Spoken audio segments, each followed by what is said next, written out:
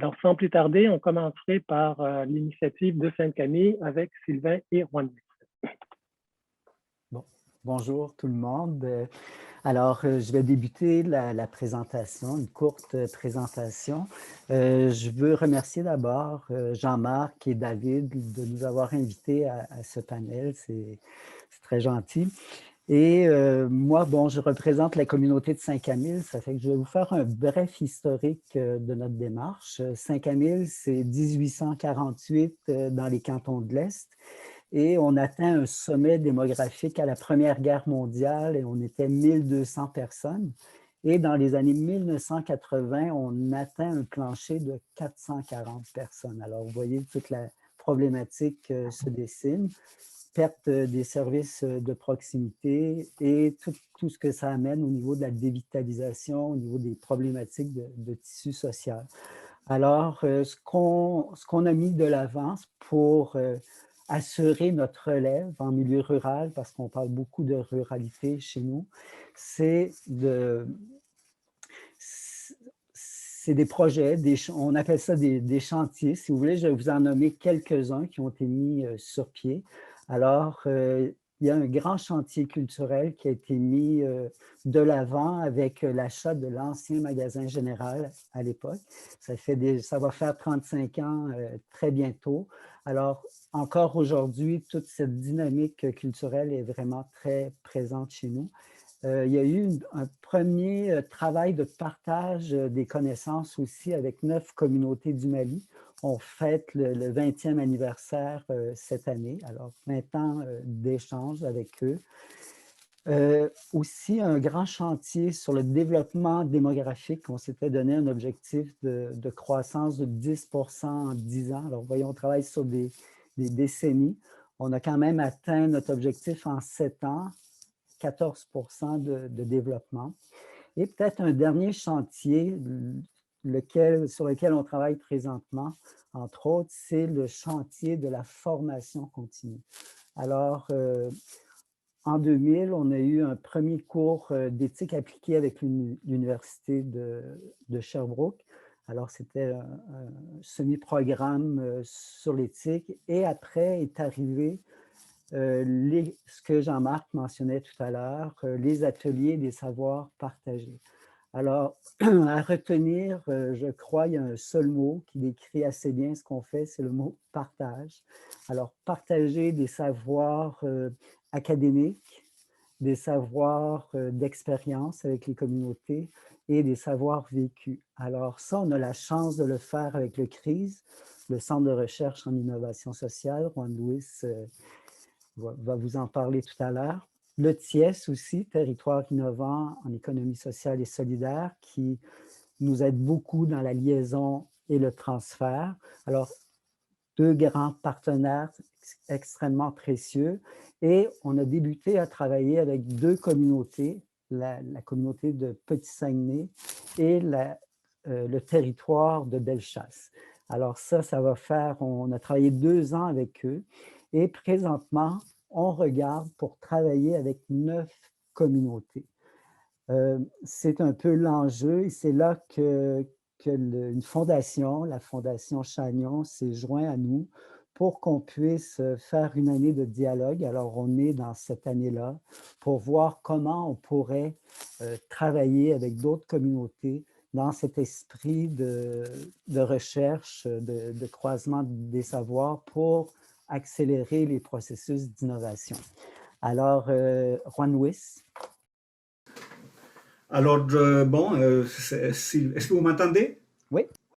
C'est bon. Okay, alors, Sylvain a bien résumé,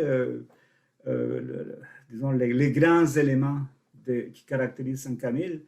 En fait, c'est une expérience qui nécessiterait, pour vraiment l'apprécier dans toute sa grandeur, beaucoup plus de temps. Alors, moi, je vais insister surtout sur certains aspects qui permettent de diffuser les grands apprentissages qu'on fait lorsqu'on examine le cas de Saint-Camille et lorsqu'on travaille avec les ateliers savoir partager que Sylvain a bien résumé. Alors, la première chose à dire, c'est que c'est Saint-Camille et par la suite les ateliers de savoir partagé constituent un espace d'innovation ouverte où on met de l'avant des projets créatifs et des modalités de développement basées sur le leadership, un leadership qui est partagé, c'est-à-dire que c'est des personnes qui sont à leur place et qui jouent un rôle qui est complémentaire et qui fait en sorte que le modèle de développement bénéficie à la communauté et qui enrichit culturellement, socialement et même économiquement la communauté.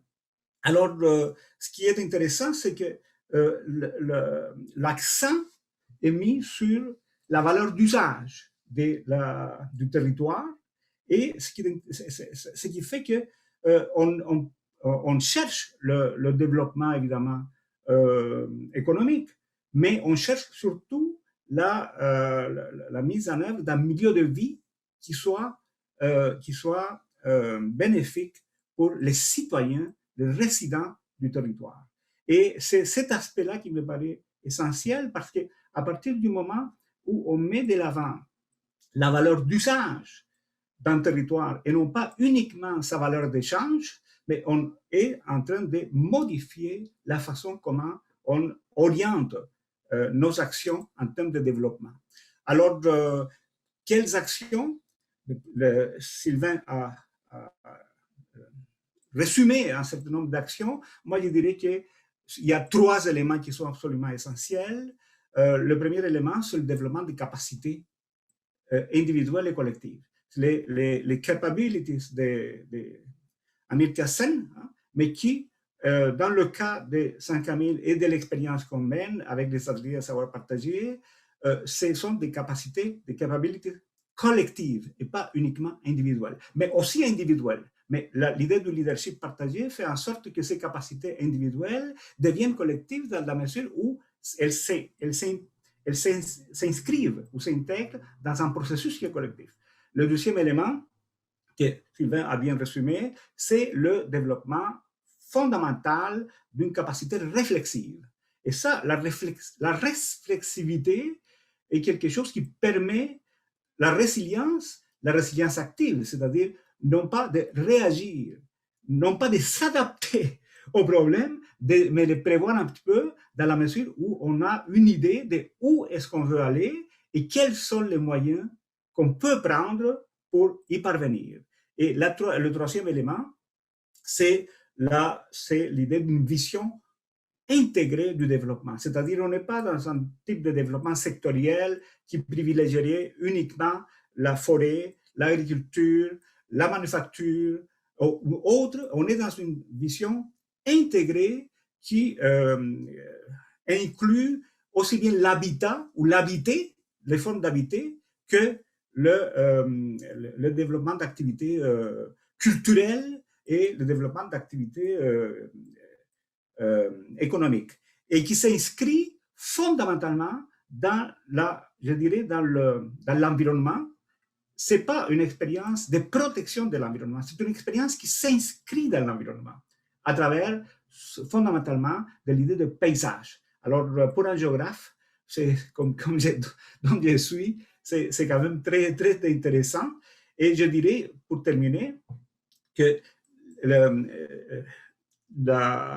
ce dont on parlait au départ, la pizza et le café et tout ça, ça fait partie du rôle fondamental qui mène, dans le cas de Saint-Camille, la culture.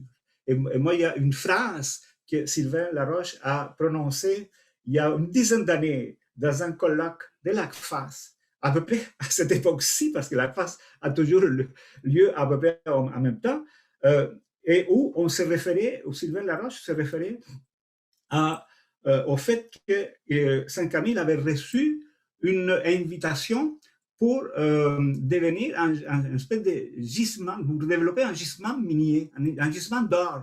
On avait découvert de l'or dans le territoire, et la communauté se réunit et ils ont refusé cette offre. Et Sylvain a dit, la communauté a préféré la ruée vers l'art à la ruée vers l'or. Moi, j'ai trouvé ça fantastique.